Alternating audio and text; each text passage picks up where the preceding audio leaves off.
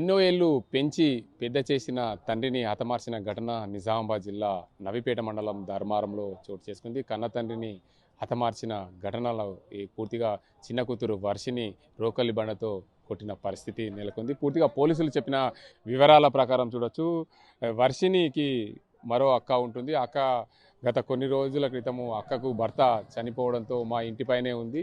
అయితే తండ్రి ఇంకో వివాహం చేసుకొని మా ఇంట్లో కుటుంబ సభ్యుల్ని వేధిస్తున్నాడనే కోణంలో ఎన్నో రోజులు కూడా తరచూ గొడవలు జరుగుతున్నాయి. తాగి మమ్మల్ని కొడుతున్నాడనే కోణంలో ఈ చిత్రహింసలకు గురైనాం, మమ్మల్ని ఇబ్బంది పెడుతున్నారని చెప్పి ఇంట్లో నుండి బయటకు వెళ్ళిన పెద్ద కూతురు తల్లి బయటకు వెళ్ళింది. హాస్పిటల్లో చికిత్స పొందుతున్న క్రమంలో అసలు చిన్న కూతురు ఇంటికి రావడం, ఇంటికి రాగానే చిన్న కూతుర్ని పూర్తిగా మాటలతో దూషించడంతో చిన్న కూతురు హర్షిని కూడా ఒక్కసారిగా కోపోద్రేకులైన హర్షిని తండ్రిని రోకలి బండతో చంపిన ఘటన నవిపేట మండలం ధర్మారంలో చోటిస్తుంది. పల్లెపు నర్సయ్య గత కొన్ని రోజులుగా ఇంకో వివాహం చేసుకొని ఇంట్లో ఇబ్బందులకు గురి చేస్తున్నాడని చెప్పి కుటుంబ సభ్యులు చెప్తున్నారు. దీనికి అంతటికి సంబంధించి గత కొన్ని రోజుల క్రితం కూడా పెద్ద కూతుర్ని ఎలాగో నీకు ఆరోగ్యం సహకరించట్లేదు కదా అని భార్యతో అన్న మాటలు, పెద్ద కూతుర్ని నాతో ఉండు అని చెప్పి అసభ్యకరంగా మాట్లాడారని చెప్పి పెద్ద కూతురు కూడా చెప్తున్న పరిస్థితి, బాలమని చెప్తున్న పరిస్థితి,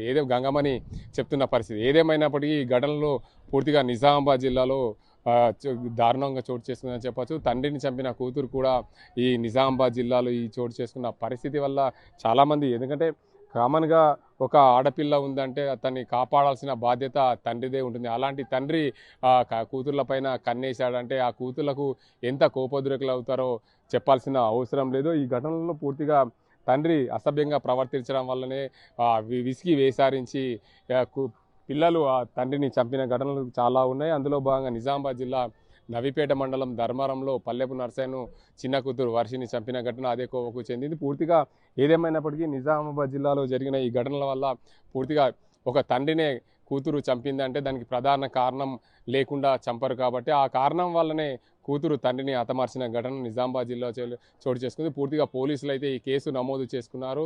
దీనికి అంతటికి సంబంధించి పూర్వపరాలు పూర్తిగా దర్యాప్తు చేస్తున్నారు. ఈ ఘటన తర్వాత మరొకరు ఇలాంటి పనులు చేయకుండా ఉండాలనే ఉద్దేశం మీద కూతురు ఇలా చంపిందనే పోలీసులు కూడా చెప్పకనే చెప్తున్న పరిస్థితి నెలకొంది. ఏదేమైనప్పటికీ నిజామాబాద్ జిల్లాలో ఒక కన్న కూతురు తండ్రిని చంపిన ఘటన చోటు చేసుకోవడం చాలా బాధాకరమైన అంశమనే చెప్పుకోవచ్చు. కన్న తండ్రిని చంపిన కూతురు ఘటన నిజామాబాద్ జిల్లా ధర్మారంలో చోటు చేసుకుంది. అసలు ఆ ఘటన ఎందుకు జరిగింది, పోలీసులకు తెలిసిన వివరాలేంటి, ఆ కన్న కూతురే తండ్రిని చంపాల్సిన ఎందుకు అవసరం వచ్చిందనే అంశానికి సంబంధించి నవిపేట సిఐ ఉన్నారు శ్రీనివాస్ సార్, చెప్పండి. ముఖ్యంగా కన్న కూతురే తండ్రిని చంపాల్సిన పరిస్థితి ఎందుకు వచ్చింది? ఈ ఘటన జరగడం చాలా బాధాకరం. ఎందుకంటే ఒక తండ్రి హోదాలో ఉన్న వ్యక్తి, తండ్రి పెంచి పెద్ద చేసే స్థాయిలో ఉన్న తండ్రిని కూతురు చంపిందంటే అసలు ఎలా చూడొచ్చు? ఈ ఘటన అసలు ఏం జరిగింది? నమస్తే అండి. మనకు నవిపేట మండలము ధర్మారం గ్రామంలో నిన్న పల్లెపు నర్సయ్య అని 54 ఇయర్స్ అనే వ్యక్తి హత్యకు గురి కాబడ్డాడు. ఇప్పుడు అలా చిన్న కూతురు అయిన వర్షిని 29 ఇయర్స్, ఆమెని ఆయనని తల మీద కొట్టి ఈ రోకలి బండ ఏదైతే ఉంటుందో కర్రతోటి వేసిన రోకలి దూరితోటి తల మీద కొట్టి చంపడం జరిగింది. మనకు ఎవరైతే ఈ మృతునికి సంబంధించిన రక్త బంధువులు ఇచ్చిన దరఖాస్తు మేరకు మనకు ఇప్పటివరకు ఉన్న సమాచారం మేరకు ఏంటంటే మృతుని కుటుంబ సభ్యులకు గొడవలు జరుగుతున్నాయి. ఈయన రెండో వివాహం చేసుకున్నాడు. ఇంట్లో ఎప్పుడు భార్యతోటి, అట్లనే మృతుని యొక్క పెద్ద కూతురు కూడా ఇంట్లోనే ఉంటుంది. భర్త చనిపోవడం వల్ల వీళ్ళతో గొడవలు పెడుతూ ఉంటాడు. 15 రోజుల కింద వీళ్ళిద్దరు కూడా నిజామాబాద్ వెళ్ళిపోయి అక్కడనే ఉంటున్నారు. మృతుడు ఒక్కడే ఇంటి దగ్గర ఉంటుండు.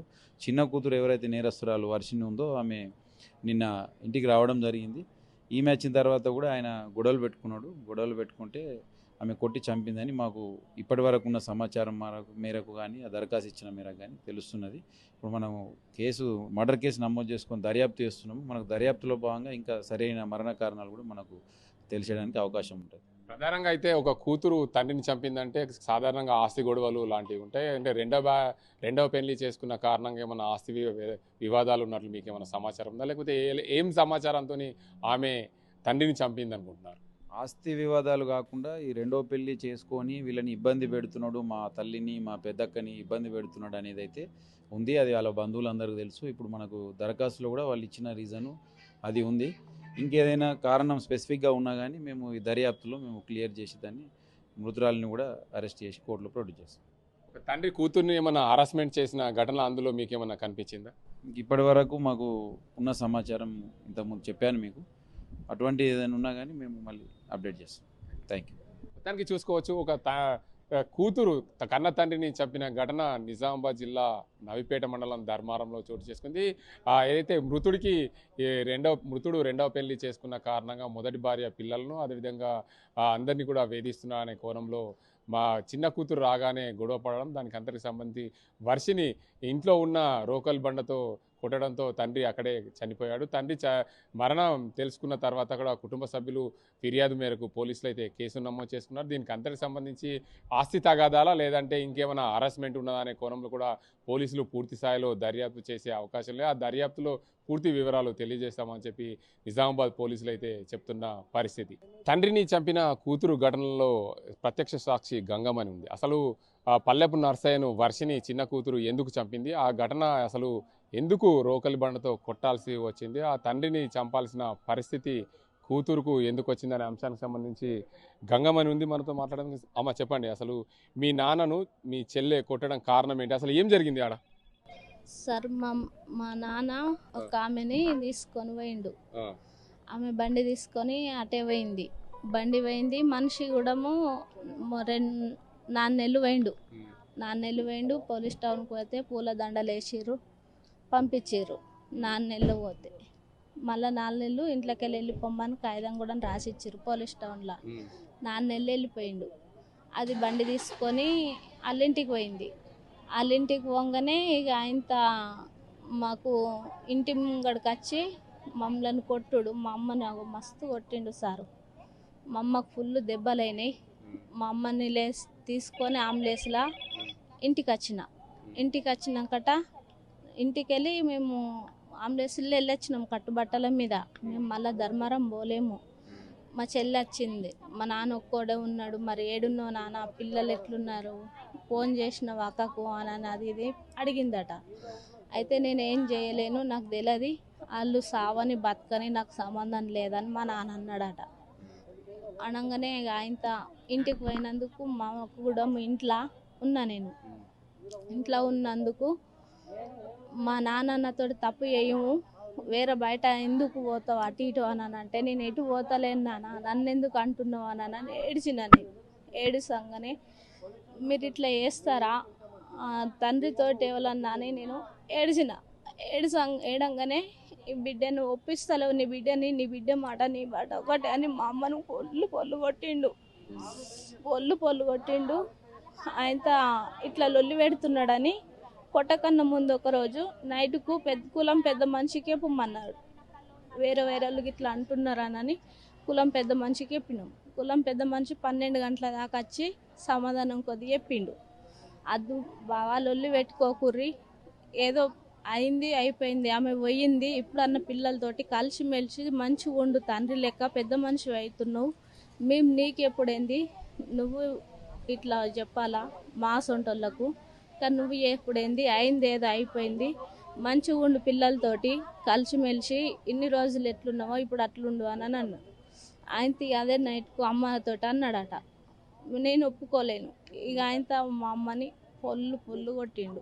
ఆంబులెన్స్లో ఎక్కించుకొని వచ్చినాం మేము. అయితే ఇది వరకు